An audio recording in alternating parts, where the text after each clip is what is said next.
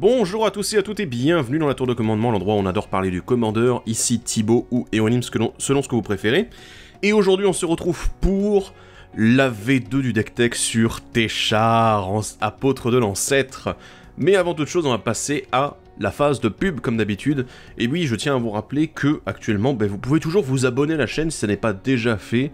Il y a encore pas mal de personnes qui ne sont pas abonnées alors que vous suivez régulièrement les vidéos. Et c'est dommage parce que du coup vous n'êtes pas notifié de quand est-ce qu'on les sort, ces fameuses vidéos. Et puis derrière, vous pouvez simplement aussi liker la vidéo, commenter. Tout ça, ça aide au référencement, ça aide à ce que YouTube aime bien la vidéo et du coup à ce que d'autres personnes les découvrent. Et ça fait plaisir, bien sûr. Et vous pouvez aussi la partager directement auprès de vos amis s'ils aiment bien le commandeur. Mais aujourd'hui, c'est un petit peu spécial, ce sera un petit peu commandeur haut level, voilà. Sinon, vous pouvez suivre la tour sur les réseaux sociaux, sur Facebook, sur Twitter, sur Instagram, où quasiment tous les jours, on vous publie la carte du jour. Voilà, une carte sympathique du commandeur, généralement assez peu connue, et plutôt budget, il faut le dire. Donc voilà, pourquoi pas découvrir ces cartes-là, et surtout aussi être au courant des différents lives qu'on fait sur Twitch, mais également des différentes vidéos qui sortent via ces biais-là. Vous pouvez également soutenir la tour financièrement de plusieurs façons, sur Utip, sur Tipeee, donc du coup en regardant quelques publicités, en donnant directement de l'argent contre quelques contrepartie, ou alors directement en achetant des goodies, ou juste de manière extrêmement généreuse, ou alors il y a encore une chose dont j'ai jamais parlé, mais vous pouvez aussi désactiver Adblock sur la chaîne de la tour de commandement, histoire de nous permettre de gagner un petit peu d'argent avec les publicités qui passent au début et à la fin de chacune des vidéos. Ça fait plaisir, ça fait du bien aussi à la chaîne pour qu'on puisse la faire vivre, qu'on puisse la faire évoluer, qu'on puisse la faire grandir, parce qu'on est en train d'investir dans des grands projets. Et du coup, je tiens à en parler maintenant, j'espère que vous n'avez pas passé la phase de pub, puisque on est en train d'organiser en fait le week-end de la tour, qui sera un événement organisé à la Grande Malle, du coup, pendant 3 jours. Alors il y aura une vidéo prochainement pour annoncer tout ça en grande pompe. Voilà, mais actuellement ce sera un événement de 3 jours sur un week-end, un vendredi, samedi, dimanche, 21, 22 et 23 août 2020, oui, voilà. Parce que du coup, comme on n'a plus de Magic Fest là jusqu'au moins 2021, voilà, tant que le Covid se calme un petit peu, et du coup, dans des conditions saines, on va organiser un petit Magic Fest spécial commandeur multi, où du coup vous allez pouvoir retrouver toute l'équipe de la tour, donc tous les gens que vous avez déjà vus, évidemment dans les différents épisodes de la table de commandement, ceux qui sont venus en invité, voilà, à droite à gauche. Éventuellement, vous allez pouvoir vous retrouver vous, avec des personnes que vous n'avez pas revues depuis un ancien Magic Fest où vous vous étiez rencontrés, voilà. Et pourquoi pas du coup en faire un grand rendez-vous où vous allez pouvoir accumuler des points pour derrière aller chercher dans le prize wall des lots d'exception.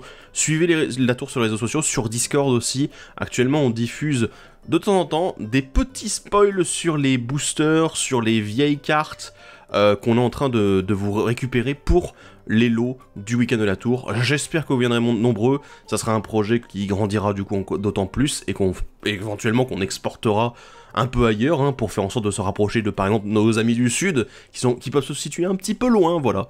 Mais en tout cas, j'espère vous voir nombreux là-bas. Attendez la vidéo d'annonce pour voir un petit peu comment ça va se dérouler. Mais en tout cas, j'espère que ça vous plaira, en tout cas. Bref, on va passer maintenant au deck tech. Le deck tech Téchar V2. Alors oui, pourquoi une V2? Parce qu'il y a eu beaucoup d'améliorations en fait. J'avais fait le deck tech sur Téchar, apôtre de l'ancêtre, donc c'est une créature légendaire de Dominaria qui ne paye pas de mine du tout. Je veux dire, quand on parle de Dominaria et de commandant, on pense pas forcément à Téchar, mais Téchar il a un potentiel à combo assez énorme. Alors je tiens à prévenir tout de suite ceux qui n'auraient pas compris, ceci c'est ce que j'appelle les hard tech. Techniquement, il n'y a qu'un seul deck pour le moment qui est dans cette catégorie-là, puisque c'est Téchar en fait, puisque ça n'est pas du tout, mais alors pas du tout, un deck budget.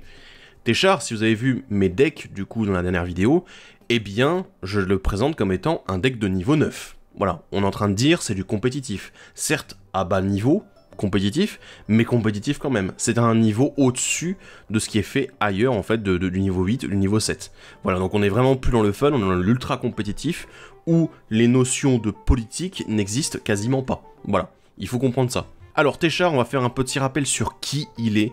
Téchar, apôtre de l'ancêtre, c'est un oiseau éclair légendaire 2-2 qui coûte 4 dont un blanc.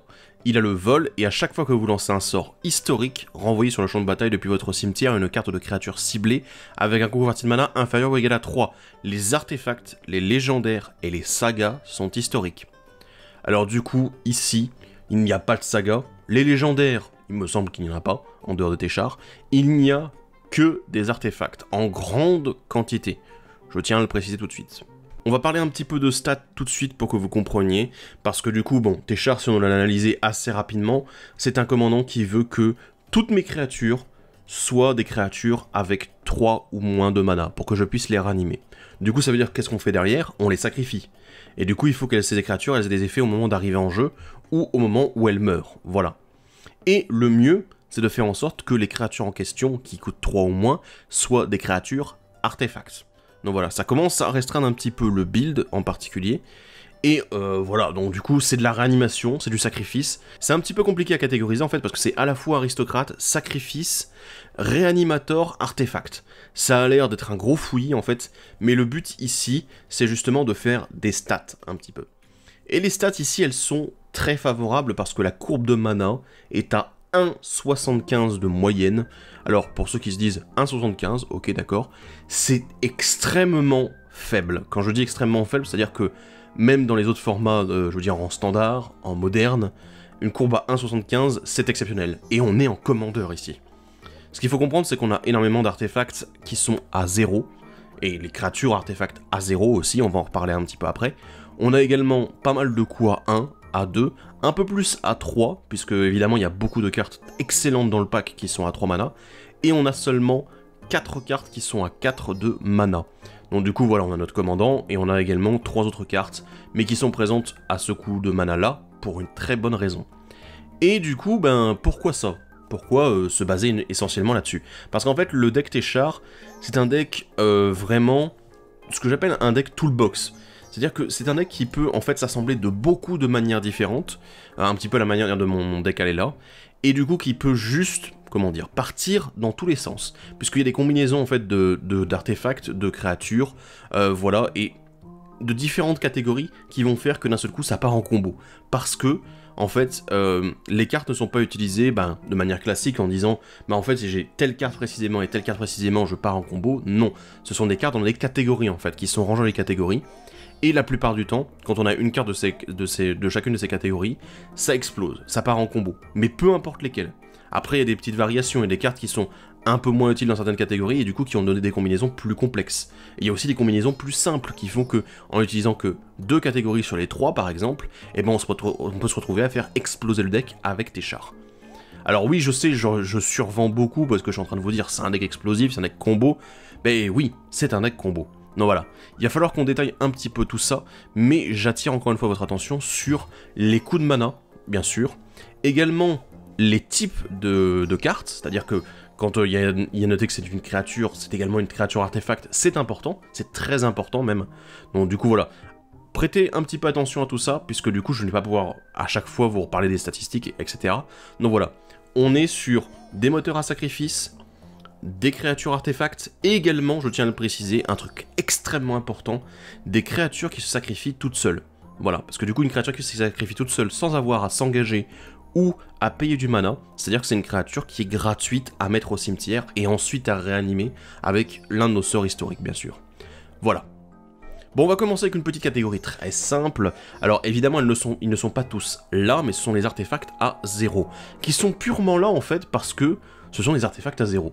On a pour commencer Phyrexian Walker, Memnite et Ornithoptère, les 3 du coup qui sont simplement des créatures artefacts à 0, et ça c'est nickel, parce que du coup voilà, on a une créature donc du coup qu'on peut ranimer, un artefact, et derrière en plus pour 0 mana, donc du coup ça peut jouer le rôle de réanimator, puisque vous pouvez avec Téchar réanimer en lançant ces artefacts là pour 0, et réanimer une créature de votre cimetière, et c'est extrêmement puissant.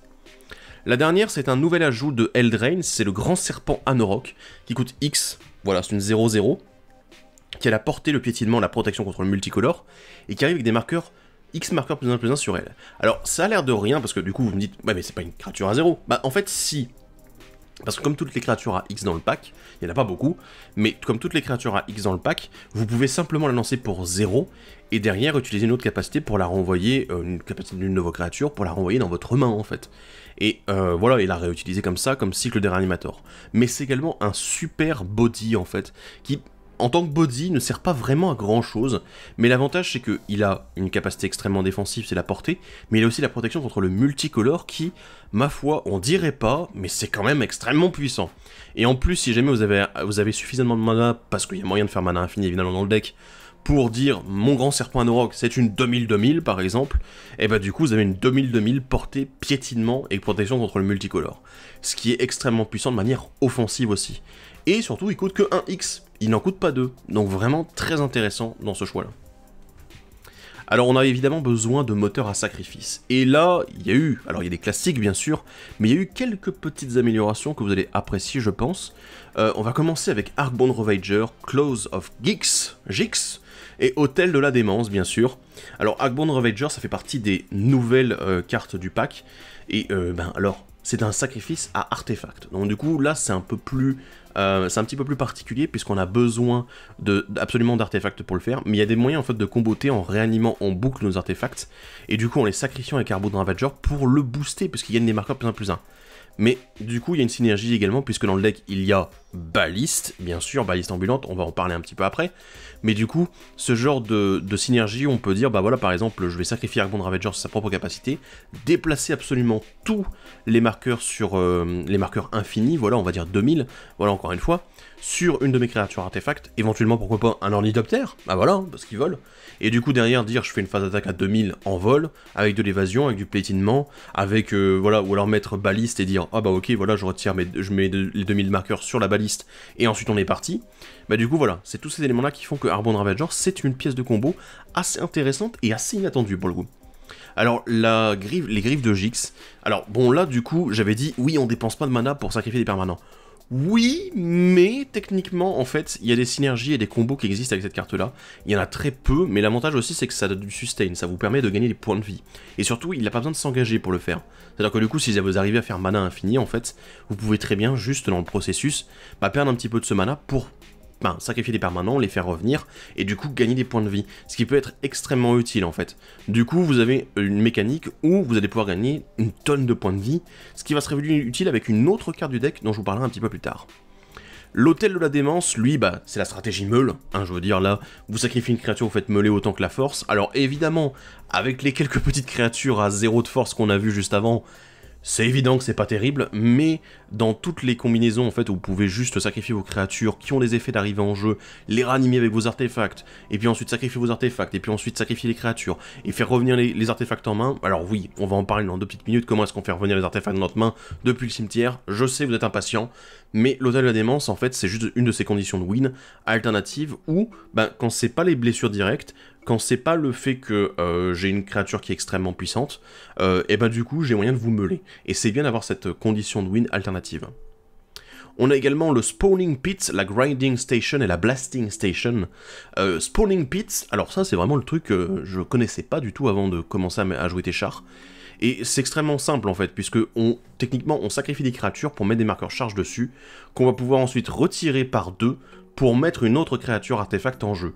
Du coup, ce qui fait que, même si la créature artefact n'est pas lancée, en fait, c'est aussi quelque chose qu'on peut sacrifier pour faire de la value avec d'autres artefacts, et notamment les deux artefacts suivants, Grinding Station et Blasting Station, puisque l'un comme l'autre, du coup, s'engage pour sacrifier soit un artefact, soit une créature, d'un côté pour meuler des cartes, de l'autre côté pour infliger des blessures directes, mais surtout, ils se dégagent chacun pour... quand un artefact arrive en jeu, ou quand une créature arrive en jeu. Du coup, ce qui fait qu'avec Spawning Pit, on peut très bien en fait avoir une grosse synergie où d'un seul coup, nos créatures, elles reviennent, elles sont sacrifiées, elles font des bêtes, du coup ça détape à nouveau les stations, et en fait ça part un petit peu en mode synergie complètement débile, et vraiment en fait, si vous avez moyen de faire mana infini avec Spawning Pit, ça peut être juste stupide. Et Grinding Station et Blasting Station, du coup comme je vous ai dit qu'on pouvait ranimer des bêtes un petit peu en boucle si on a une bonne combinaison, ça peut juste faire un one shot. Voilà.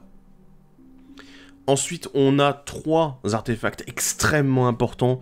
Alors, extrêmement importants, ils sont pas essentiels non plus, mais ils apportent vraiment une plus-value énorme dans le deck, et surtout, ils le font aller encore plus vite. C'est Ashnod's Altar, Phyrexian Altar et la ferronnerie du clan Krark, parce que je vais pas essayer de la dire en anglais, parce que sinon je vais m'arracher les cheveux. Donc voilà. Du coup, Ashnod's Altar et Phyrexian Altar qui font du mana en sacrifiant des créatures, soit incolores par 2, soit colorées. Mais c'est déjà exceptionnel. Et en plus, derrière, on a la ferronnerie du clan Krark. Alors certes, qu'on pourrait dire, voilà, ça sacrifie des artefacts pour faire une mana incolore. Et les artefacts, on a moins de facilité à les ranimer que des créatures artefacts. Donc du coup, il faut faire gaffe aussi. Mais on a moyen de récupérer n'importe quel artefact du cimetière avec les cartes dont je vais parler juste après. Mais du coup, ces moteurs-là, en fait, qui nous permettent de faire du mana, c'est typiquement, en fait, des combinaisons qui peuvent se faire avec les cartes que j'ai citées précédemment de la catégorie sacrifice, et qui se mettent à faire du mana infini à une vitesse phénoménale, juste quand vous avez les bonnes combinaisons, en fait, et les bons ajustements. Alors, on va continuer avec la catégorie Boons. Alors, oui, je parle de Boons. Alors, c'est pas du Boons de permanent adverse, parce qu'on est en blanc. Voilà, il faut quand même se respecter un minimum. Mais en fait, on a besoin de Boons dans ce deck, puisque il y a moyen, par exemple, de ramener dans notre main des cailloux. Des cailloux très intéressants, je pense que vous en connaissez certains, on va en parler à la fin de la vidéo, mais des gros cailloux qui coûtent cher, enfin qui coûtent pas cher en mana, mais qui coûtent cher en argent, et également qui font beaucoup plus de mana que leur mana dépensé, du coup ce qui fait qu'avec les créatures ici présentes, on peut se retrouver juste à les bouncer en boucle en fait, ou même juste à bouncer nos artefacts qui coûtent 0 pour les relancer derrière, et faire de la réanimation en boucle, ce qui peut être extrêmement intéressant. Donc, Faucon de Rutilance, mécanicienne de la volière, et pêcheuse céleste corps. Alors pour ceux qui ont vu la précédente deck tech sur Téchar, il y avait un autre effet de bounce, mais je l'ai retiré, il était moins bon, il était trop cher. Et du coup, je me suis concentré sur ces trois-là, qui sont vraiment très peu chers. Alors l'avantage, c'est que la mécanicienne, elle n'oblige pas à renvoyer un permanent. Le faucon, c'est uniquement les artefacts, mais il est tellement stupide dans le deck que ça en devient juste extrêmement puissant. Et derrière, la pêcheuse céleste corps, elle est vraiment très bien pour ce qu'elle a, elle a des bonnes stats, elle a tout ce qu'il faut, c'est vraiment très intéressant. Vraiment, ces trois-là sont au top, je veux dire, vraiment au top du top. Et vous allez comprendre assez vite pourquoi est-ce que j'ai envie de bouncer mes artefacts, éventuellement, pour ensuite les rejouer. On a les Wincon. Alors, les Wincon, c'est pas vraiment les seuls Wincon, parce que là vous allez me dire, mais attends, t'as que 3 Wincon dans ton deck. En fait, c'est des cartes qui sont vraiment faites uniquement pour gagner. Alors que techniquement, par exemple, les moteurs à sacrifice dont je vous ai parlé juste avant, je vous ai dit qu'on pouvait gagner avec, on pouvait meuler à mort des adversaires, on pouvait faire des bêtes en boucle, on pouvait avoir une 2000-2000, on pouvait envoyer directement des blessures dans la tête des adversaires, faire mana infini, voilà. Donc ça, ce sont des Wincon. Mais elles sont intégrées dans tout un processus. Celles-ci, elles sont vraiment présentes uniquement pour gagner. Techniquement, si vous les jouez, c'est qu'à un moment, vous voulez vraiment achever la game. Il y a Baliste ambulante, bien sûr, Hôtel de la Couvée et le réservoir de Flétérique. Encore une fois des artefacts. C'est bizarre, il paraît qu'il y a un thème. Alors la baliste ambulante, vous vous doutez bien que si on arrive à faire mana infini, c'est complètement con. Alors d'autant plus qu'on peut l'utiliser comme un artefact à 0 également à côté, puisque pour 0 vous avez une baliste, voilà. Elle arrive, elle va réanimer une bête, éventuellement qui va vous permettre de récupérer baliste en main et partir ensuite en combo parce que vous avez récupéré la bonne bête, voilà. On a l'hôtel de la couvée en fait qui est très utile avec la catégorie que j'ai mentionnée juste avant, c'est-à-dire la catégorie Boons, puisque à partir d'un moment, si vous avez un moteur à sacrifice pour vos créatures, et par exemple un caillou à 0, ou une créature artefact à 0, vous jouez par exemple le Faucon de Rutilance, vous avez l'hôtel de la couvée sur le champ de bataille, et derrière vous allez pouvoir dire, ok je joue, enfin du coup Faucon de Rutilance va renvoyer mon artefact à 0 dans ma main, ensuite derrière je vais pouvoir sacrifier Faucon de Rutilance sur n'importe quel effet de sacrifice, rejouer mon artefact à 0 qui va pouvoir me renvoyer, pourquoi pas, un autre artefact à 0 ou éventuellement l'hôtel de la couvée. Et en fait, on peut faire comme ça une boucle, tant qu'on a du mana ou tant qu'on a 2 artefacts à 0 sur le champ de bataille, et du coup dire, Faucon de Rutilance, en fait, c'est à chaque fois un effet d'arrivée en jeu. Mes deux autres cartes que je vais renvoyer en main à chaque fois, ça va être des effets d'arrivée en jeu. Et du coup, on va meuler à mort tous nos adversaires en même temps. Alors vous allez me dire, oui, mais Titan Eldrazi, voilà, oui, d'accord. Alors tout le monde ne joue pas des Titans Eldrazi dans son deck déjà, parce que bon, à niveau compétitif, faut vraiment avoir un deck big mana pour pouvoir les jouer, voilà, ou un deck qui cheat énormément les coups, ce qui est, voilà, assez complexe aussi.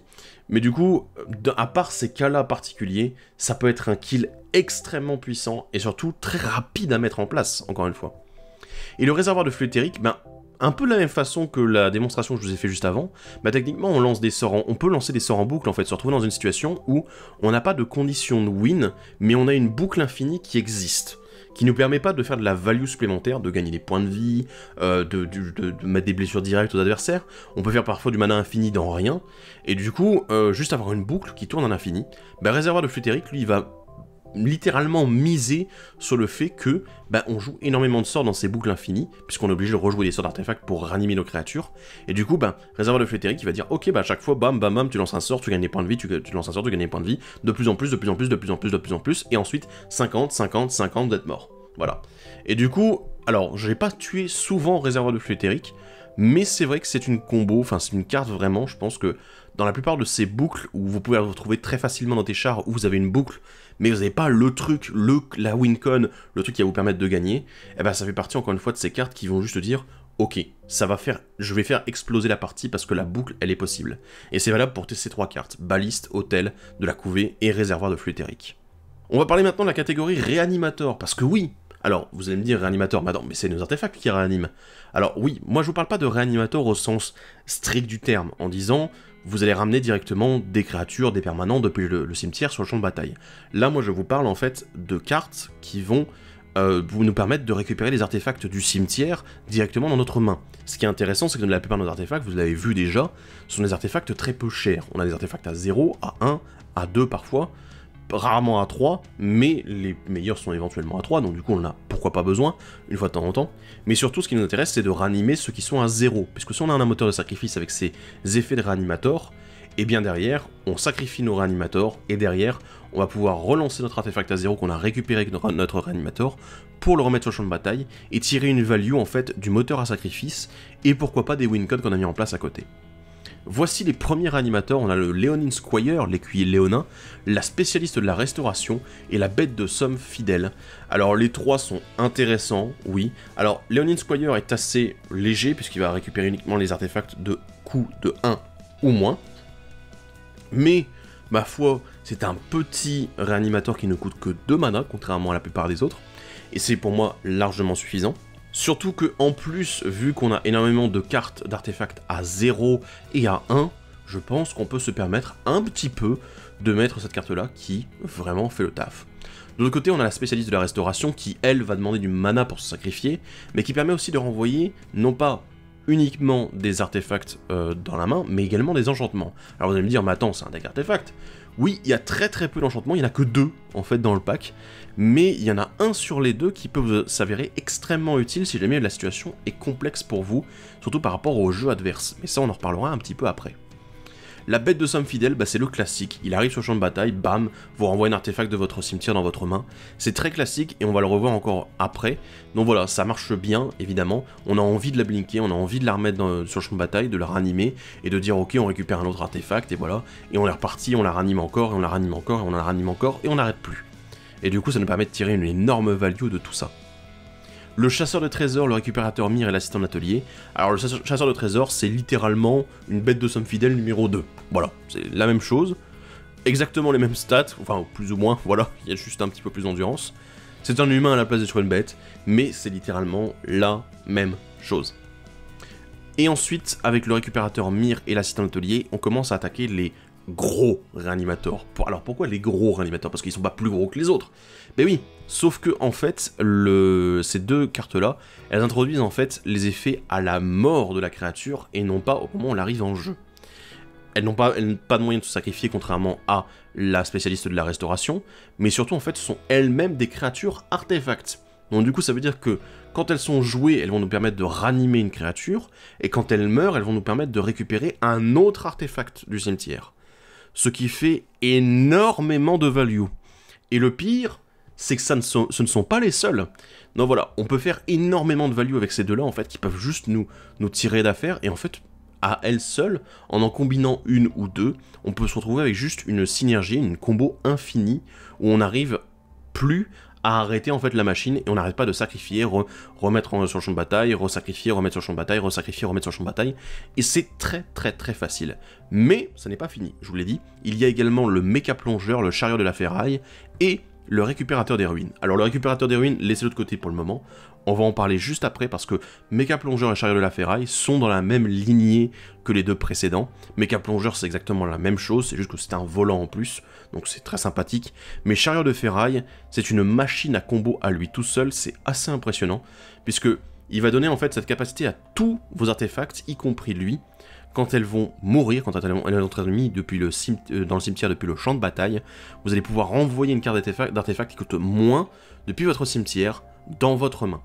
Du coup, ce qui fait que littéralement, en sacrifiant vos artefacts, vous allez récupérer des artefacts moins chers. Et qui dit moins cher, bah du coup, dit éventuellement ce sont des créatures artefacts qui ont été sacrifiées via un effet X ou Y. Vous allez pouvoir du coup derrière récupérer un artefact, pourquoi pas à 0, qui est dans votre cimetière, le remettre en main, le rejouer, ranimer la créature qui s'était sacrifiée, éventuellement resacrifier l'artefact à 0 que vous avez récupéré, resacrifier l'autre, et du coup faire ainsi une boucle infinie. Et ce qui est génial en plus, c'est que le chariot de ferraille, eh ben, il trigger lui-même sur cette capacité. C'est-à-dire que lui-même, si jamais il meurt, il va nous faire la capacité aussi. C'est une énorme différence, parce que du coup, il serait beaucoup moins bon sans le fait que lui-même puisse rentrer dans cette boucle-là. Et le récupérateur des ruines, c'est un ajout de M20. Je vous l'avais dit l'année dernière quand j'avais analysé M20. J'avais dit cette carte-là, c'est Téchar introduit. Oh mon dieu! C'est l'une des meilleures cartes du deck. Et c'est impressionnant, je suis en train de parler d'une petite unco d'un corset. Puisque justement, on peut se permettre en fait de juste reprendre tous nos artefacts à 0 en boucle. C'est-à-dire, on va sacrifier un artefact à 0, on sacrifie derrière le récupérateur des ruines, on va récupérer l'artefact à 0, le rejouer, récupérer le récupérateur des ruines, et refaire ensuite une boucle comme ça, juste avec 2 cartes. Littéralement, si vous avez par exemple une des cartes qui permet de piocher dans le deck, qui est un artefact à 0, je vous en parlerai juste après, vous pouvez piocher quasiment l'intégralité de votre deck à cause du récupérateur des ruines, puisque vous sacrifiez l'artefact, vous utilisez le récupérateur des ruines, vous récupérez l'artefact, vous le rejouez pour 0, etc., etc., etc., etc. Et en fait, du coup, vous pouvez piocher facilement 50 cartes sur un tour si vous le souhaitez, ou même plus, si vous en avez envie. Donc voilà, vraiment extrêmement intéressant ce récupérateur des ruines, et qui peut juste faire des combos, mais tellement stupides à lui seul, que ça en devient ahurissant. On va parler justement de la catégorie Draw et Tutor, parce que oui, on a besoin de piocher, on est en mono blanc, et c'est un énorme problème, et surtout, on a besoin de tuto, et on est en mono blanc, ce qui est un énorme problème, je le redis. Mais pour ça, on a quand même de solides outils dans ce deck, puisque il y a vraiment de quoi faire en fait avec Téchar. On va commencer avec les moteurs de draw plutôt classiques, mais certains inattendus. On a Mishra's Bubble, Urza's Bubble et le Pince-Crâne. Alors, Mishra's Bubble et Urza's Bubble, alors la Mishra's Bubble elle est assez connue, puisqu'elle permet de regarder la carte dessus de la bibliothèque d'un joueur. Et puis ensuite de piocher au début du prochain entretien. Voilà. Ce qui est assez intéressant aussi, parce que du coup ça fait que si jamais vous êtes dans une combo infinie, comme celle que je vous ai dit juste avant, pour la draw, eh ben vous pouvez simplement piocher tout votre deck, ou du moins, allez on va dire la moitié de votre deck, mais au début du prochain entretien, ce qui fait que vous n'aurez pas à vous défausser à votre fin de tour. Voilà, donc ça peut devenir assez con, en effet. Mais ça demande un peu de patience aussi. Derrière, Urza's Bubble, c'est la même chose, que c'est juste une carte au hasard de la main d'un adversaire. Mais il fait également piocher de la même façon que la Mishra's Bubble.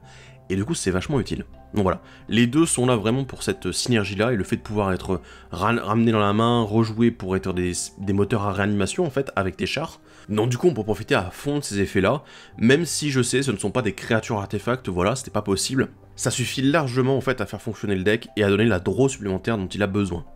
Pince-Crâne.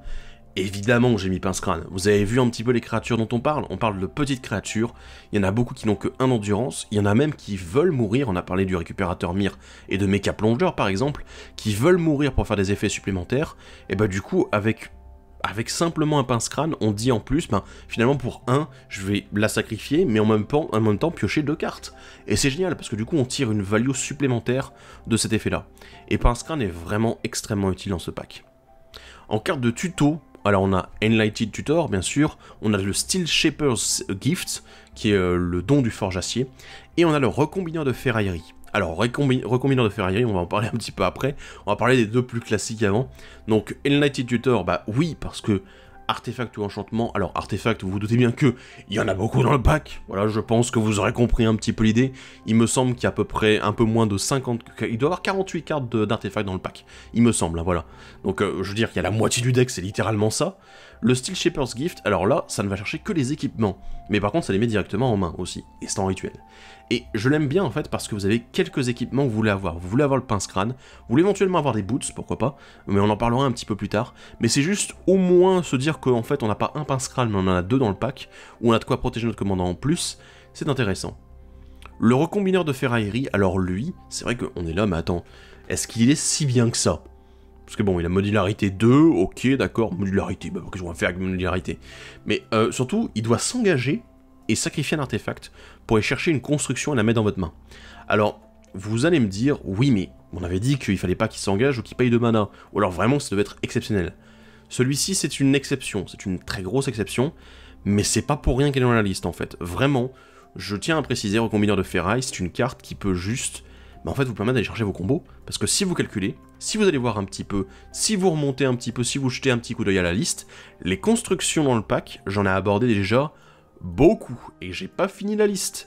On a le récupérateur d'héroïne, on a le chariot de ferraille, l'assistant d'atelier, on a également la baliste, qui est aussi une construction, pour ceux qui ne seraient pas au courant.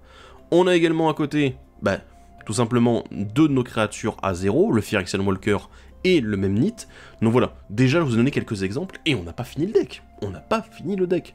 Et voilà, et du coup, ce recombineur de ferraillerie, pardon, on dirait que c'est rien, et on dirait qu'il est nul. Alors le seul problème c'est qu'en effet on peut pas l'engager tout de suite, ça c'est un gros problème, mais on a un moteur à sacrifice qui peut nous chercher une pièce de combo. Donc franchement, moi je suis pour, vraiment.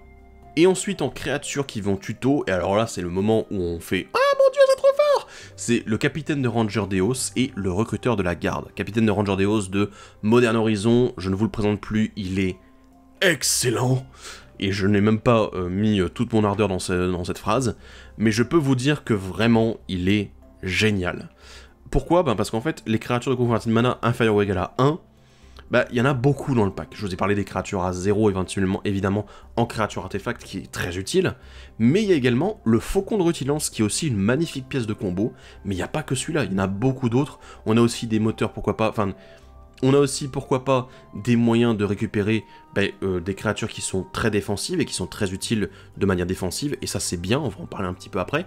Mais du coup, on a toute cette synergie en fait, où juste le capitaine des Rangers Deos, je tiens à vous préciser aussi, on peut le sacrifier tout seul, sur sa propre capacité, pour empêcher les adversaires de lancer des sorts non créatures. Donc littéralement, les contre-sorts, les gestions, tout ce qui peut vous emmerder, en fait, on le laisse de côté, puisque Capitaine de Ranger Deos, il dit « Moi, je me sacrifie, mais il paraît que je vais chercher une créature à 1, qui éventuellement est une créature artefact. » Et du coup, une créature à 1 artefact, du coup, on le rejoue, on joue cette créature-là, paf, du coup, on rejoue Capitaine Deos, et du coup, derrière, on va récupérer à nouveau une créature artefact, on le resacrifie à nouveau, et on est reparti, et en fait, on va chercher, finalement, toutes les créatures artefacts qui coûtent 0 et 1, et également une autre créature non artefact, pourquoi pas, pour faire la combo. Et franchement, le capitaine, il est au top.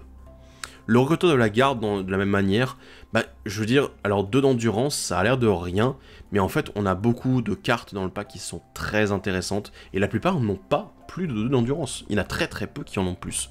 Voilà. Donc à part notre commandant et 2-3 cartes dans le pack, vraiment on peut aller chercher la plupart des cartes de combo également avec le recruteur de la garde. Et si on a un moteur à sacrifice à côté, et qu'on peut encore lancer un artefact, une créature artefact qui a été cherchée avec le recruteur de la garde, du coup on peut à nouveau recycler le deck, mais en allant chercher uniquement cette fois-ci les créatures qui ont 2 d'endurance et moins.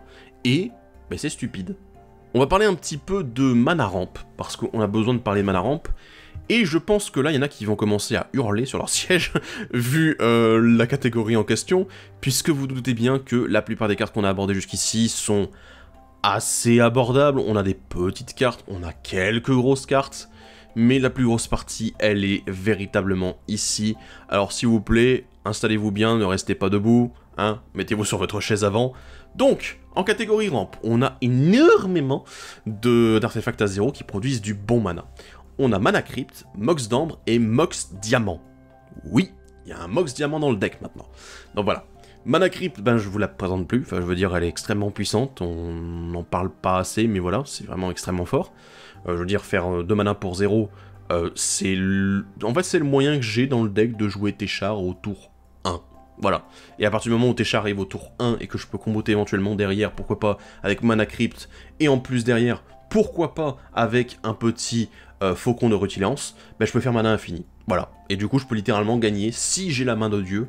Voilà, si j'ai ma Mana Crypt, ma baliste, mon Faucon de Rutilance et un bon terrain, en plus à côté, et éventuellement, pourquoi pas un Sol Ring, de dire, ok, derrière, je passe sur mana infini, baliste, vous êtes mort.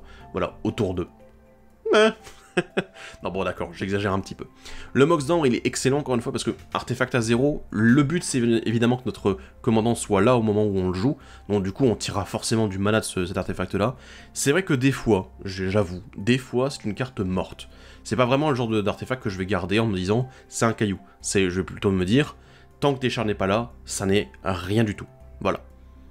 Le Mox Diamant, ben, enfin je veux dire c'est un Mox Diamant, voilà, parce que, alors oui, on est censé défausser une carte, alors je vais préciser un petit peu les règles par rapport à Mox Diamant, parce que ça me semble important de faire une petite parenthèse règle, parce que Mox Diamant fait partie de ces très rares cartes qui font chier tout le monde, non je déconne, qui sont vraiment très particulières dans leur fonctionnement.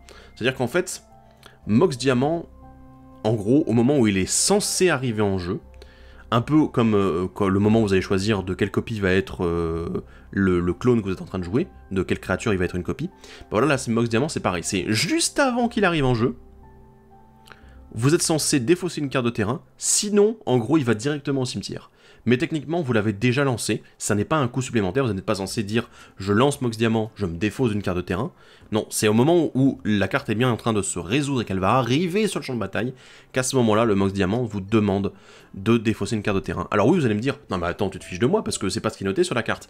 Oui, non, en fait, ça n'est pas comme ça que ça fonctionne. Donc il y a vraiment eu un errata dessus, et du coup, c'est bien comme je vous dis que ça fonctionne. Ce qui est extrêmement efficace en fait, parce que du coup, on peut juste le lancer pour 0, sans avoir de terrain en main, attendre qu'il se résolve, et du coup que la capacité de Téchar se résolve, il essaie d'arriver en jeu, il va directement au cimetière, et du coup derrière, on peut le récupérer avec d'autres effets bien sûr, et continuer à s'en servir comme un artefact à 0.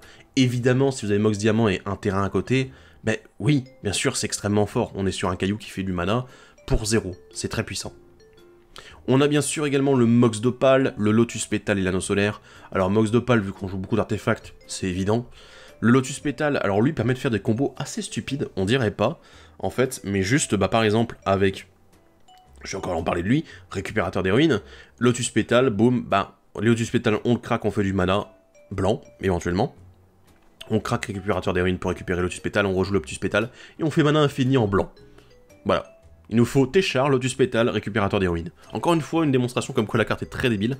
Et il y a également aussi avec la spécialiste en récupération, puisque bah, elle a besoin d'un mana blanc pour se sacrifier pour récupérer un artefact. Bah en fait, le mana blanc, vous le faites avec Lotus Pétale.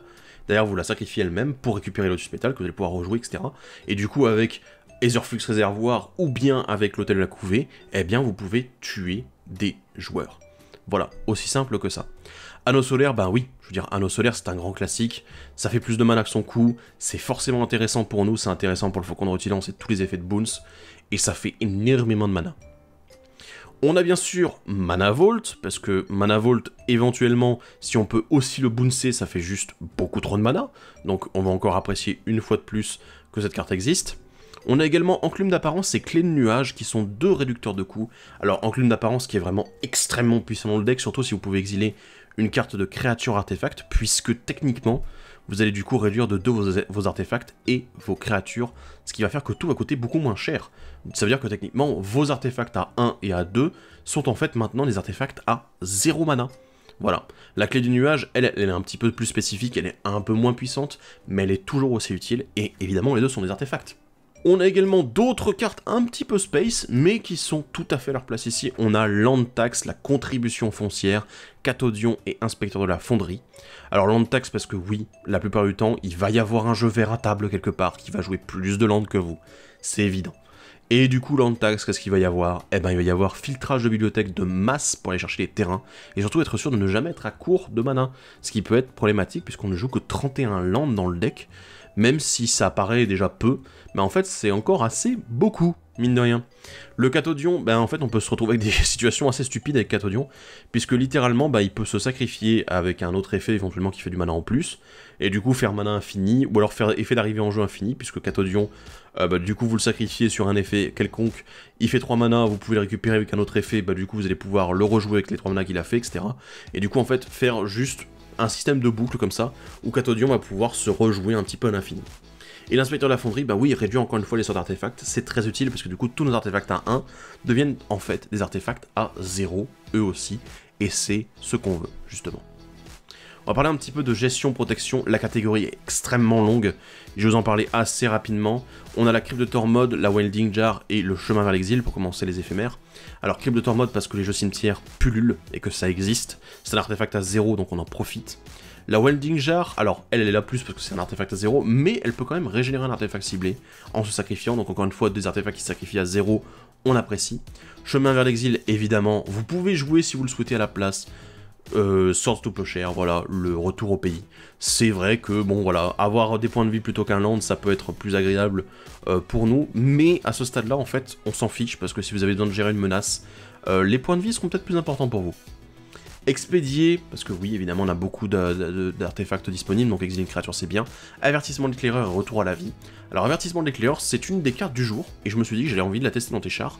Pour le moment, j'ai pas eu de cas, en fait, dans lesquels je l'ai vraiment utilisé, puisqu'en fait, ça nous permet de lancer tes chars en flash, ce qui est inattendu, on est en blanc, donc voilà.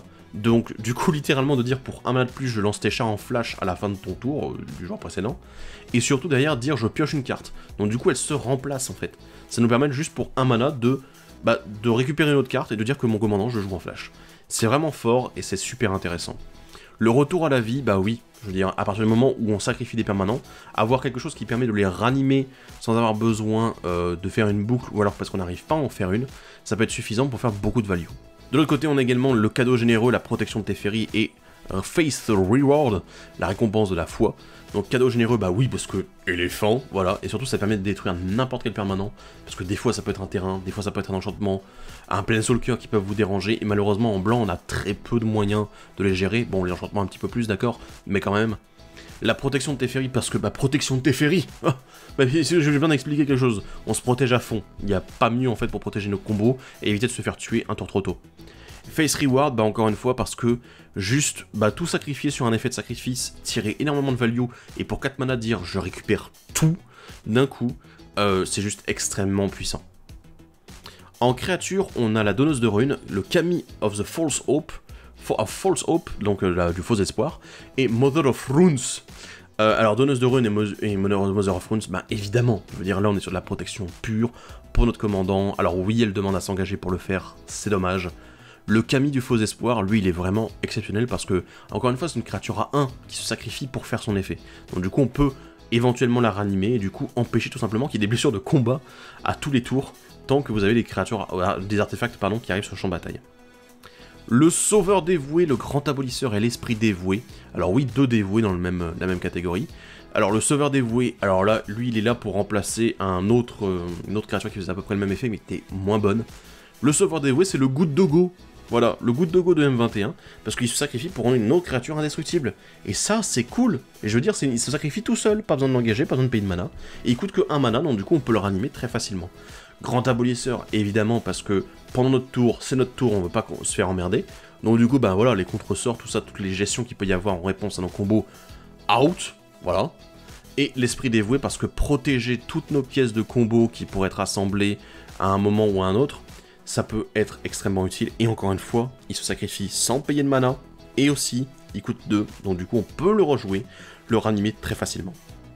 On continue avec le Kami de l'ancienne loi, Loyal Retainers, et le Reliquary Monk. Alors, le Kami de l'ancienne loi, évidemment, lui, détruit un enchantement en se sacrifiant, donc encore une fois, un très bon Kami qui sera ranimable facilement, et qui gère un truc que je ne gère pas beaucoup dans le deck, mais que j'ai réussi à arranger un petit peu le truc, que j'arrivais pas à le faire avant, mais maintenant c'est mieux, c'est les enchantements bien sûr. Et il y a toujours un enchantement chiant qui traîne quelque part, voilà.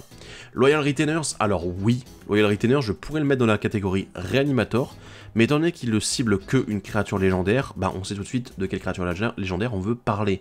C'est Téchar bien sûr, puisqu'on peut quand même ranimer Téchar juste en la sacrifiant derrière, et elle-même la ranimer avec l'effet de Téchar en lançant un artefact à 0, ce qui est extrêmement puissant, donc on en profite. Le Reliquary Monk, alors lui, ça fait partie des cartes extrêmement obscures que je suis allé chercher très loin pour gérer les enchantements et avoir en même temps une créature qui fasse cet effet-là et qui coûte 3 de mana ou moins. Ouais, je suis allé chercher loin et je l'ai trouvé.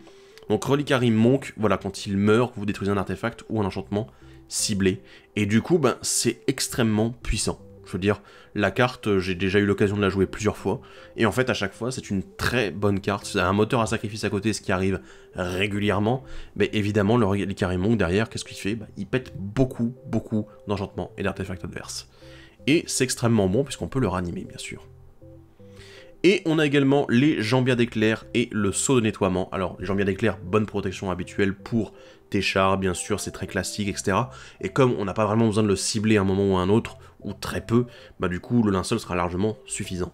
Le saut de nettoiement, du coup, c'est le deuxième enchantement du pack, qui nous permet de détruire un artefact en enchantement ciblé, encore une fois, en ne payant que 2 mana, et puis après, pouf, on sacrifie, c'est bon. Et du coup, on a la spécialiste en récupération qui nous permet éventuellement de récupérer ce saut de nettoiement, ou pourquoi pas, d'autres cartes qui nous permettent de récupérer les permanents qui ont été détruits ce tour-ci. J'ai besoin de vous parler un petit peu des terrains spéciaux du pack. Donc on a Ancienne Tombe, Eiganjo Castle et Flambeau du commandement. Alors Ancienne Tombe parce que ça fait 2 mana, même si ça fait des blessures, on s'en fiche, on veut du mana rapidement. Eiganjo Castle puisque prévenir 2 blessures à n'importe quelle créature légendaire, bah évidemment, notre commandant, si quelqu'un s'amuse à faire, je sais pas, un petit charme disette dessus, et qu'on dit bah non, Eiganjo Castle, et ben voilà, du coup c'est extrêmement utile. On a le Flambeau du commandement qui est juste très puissant quand on a besoin de reprendre tes chars alors qu'il a été géré une fois ou même plusieurs fois, sans problème. On a également la Foire des Inventeurs, le Haut Marché et Strip Mine. Alors, Foire des Inventeurs, honnêtement, j'adore ce terrain. C'est assez dingue, en fait. Parce que du coup, on est quand même sur un terrain qui permet déjà, bon, gagner un petit peu de points de vie, ça donne du sustain et tout ça, mais qui permet d'aller tuto, en fait, un artefact dans votre bibliothèque. Et sur un terrain, c'est assez rare. Enfin, c'est rare, c'est assez unique, surtout. Et de manière générale, tuto sur un terrain, c'est assez rare, en effet, en dehors des terrains, bien sûr, mais ça reste très efficace, et en fait, c'est le genre de carte, pour moi, ce terrain, qui passe un petit peu inaperçu chez les adversaires. C'est, vous avez une Foire des Inventeurs, vous gagnez un point de vie une fois de temps en temps, et puis à un moment, il vous manque une pièce de votre combo, et puis d'un seul coup, crac, Foire des Inventeurs, et les adversaires, ils sont là, oh, j'avais oublié celle-là. Et là, c'est fini, en fait. Vous allez chercher votre pièce de combo, et c'est parti. Le Haut Marché, oui, pour me permettre de sacrifier une fois de temps en temps sur... Voilà, c'est un peu le manque de value, c'est un petit peu le moteur à sacrifice du pauvre, mais ça fait du job en fait. C'est juste que si jamais vous n'avez pas vos moteurs à sacrifice classiques, le Haut Marché vous permet de tourner un petit peu, de faire fonctionner ce deck, mais juste ce qu'il faut en fait pour faire un petit peu de value supplémentaire, et du coup vous permettre de démarrer ensuite à fond les ballons. Strip Mine, bien sûr, comme on est sur... du compétitif, détruire les terrains adverses, c'est très classique. J'aurais pu mettre Wasteland en plus, mais bon, je vous avoue que j'avais pas trop envie de faire du pet de terrain en boucle, puisque je tiens quand même à mes manas aussi pour pouvoir démarrer assez rapidement. Donc voilà, mais ça reste un très bon moyen de détruire des autres terrains. Et Ruine Ensevelie, le dernier terrain, puisque permettre de récupérer les artefacts directement avec sa capacité à lui. Alors en plus, là je vous ai mis la mauvaise version, parce qu'il y a une version qui a été ratée, ça n'est pas 1 mais 2 mana qu'il coûte pour la sacrifier et pour envoyer une carte d'artefact dans votre main. Donc voilà, encore une fois, une très bonne carte de réanimation d'artefacts. Bref, on est arrivé au bout de cette vidéo, au bout de ce deck tech. Alors vous allez me dire, oui mais attends le bilan, parce que là-dedans on a vu beaucoup de good stuff, tout ça, mais en fait, vous avez vu, il faut considérer en fait que techniquement, dans ce pack, tous les artefacts sont des moyens de réanimer, et toutes les créatures à 3 et moins sont des moyens en fait de faire de la value, des moteurs en fait à value sur pattes. Et à partir du moment où on a des éléments synergiques qui disent, voilà, alors... La créature que je vais réanimer va me permettre d'aller rechercher un artefact, et du coup l'artefact va me permettre de réanimer une créature, avec les bons moteurs à sacrifice à côté en fait, on se retrouve à faire énormément de value, et ensuite à assembler des combos démentiels. Vraiment, alors je sais que, encore une fois, je peux donner quelques exemples, hein. Voilà, je vous donnais par exemple tout à l'heure l'exemple avec notre moteur à sacrifice, imaginons, je ne sais pas pourquoi, un Blasting Station du coup qui permet de mettre des blessures directes, avec un Faucon de Rutilance, et avec une Mana Crypt, ou 2 artefacts à 0, voilà, du coup on sacrifie le Faucon de Rutilance, on joue un artefact à 0, du coup ça va ramener Faucon de Rutilance qui va aller taper la Blasting Station, qui va du coup renvoyer un artefact à 0 dans notre main, qu'on va pouvoir rejouer après avoir évidemment resacrifié à nouveau notre Faucon de Rutilance. C'est excellent, et du coup techniquement tous les moteurs de Boons fonctionnent comme ça, et après on a les autres, on a les moteurs du coup à combo infini, à mana infini, qui sont extrêmement puissants, puisqu'il y a des fois où on peut juste ranimer des artefacts grâce à d'autres artefacts, notamment voilà, avec nos artefacts style Mir Retriever, donc le récupérateur Mir, et Chariot de Ferraille, et le récupérateur d'héroïne, et tout ça en fait où on commence à assembler des combos, à sacrifier pour récupérer, pour sacrifier pour récupérer et faire la value avec les moteurs à sacrifice, que ce soit du mana supplémentaire, que ce soit des blessures directes, de la meule, que ce soit des points de vie à l'infini. Enfin je veux dire, on a vraiment énormément de choses possibles en fait dans ce pack, et c'est juste... C'est encore une fois, pourquoi est-ce que c'est un de mes decks préférés, pourquoi est-ce que je le joue encore, après autant de temps, parce que bon, ça fait quand même un peu plus d'1 an que je l'ai monté, ça fait 1 an et demi d'ailleurs, et vraiment en fait, c'est juste que je m'amuse à me rendre compte qu'il y a toujours des combinaisons un peu inédites que je trouve dans mon pack, et qui sont toujours très intéressantes, et qui sont, certes qui sont des variations de combinaisons que j'ai déjà vues, mais en fait c'est des combinaisons que je n'avais jamais vues auparavant. Du coup mon deck devient un espace à explorer encore derrière, où je peux pas vous assembler là, vous dire voilà c'est toutes les combos qui existent dans le pack, parce que il y en a beaucoup trop, et parce qu'il y a des combos qui s'assemblent différemment que d'autres, et du coup ça fonctionne quand même malgré tout très bien, voilà. J'espère que ce deck tech vous aura plu, j'espère que vous avez, pourquoi pas des questions dans les commentaires, et que je pourrai y répondre, mais en tout cas ça fait partie de mes decks CEDH, c'est le seul que j'ai littéralement, et c'est pas pour rien, c'est mon deck de cœur, et je suis extrêmement content de l'avoir, et je suis extrêmement content de ce qu'il fait, voilà. En tout cas, moi je vous dis du coup, à la prochaine, et salut à tous, bye bye.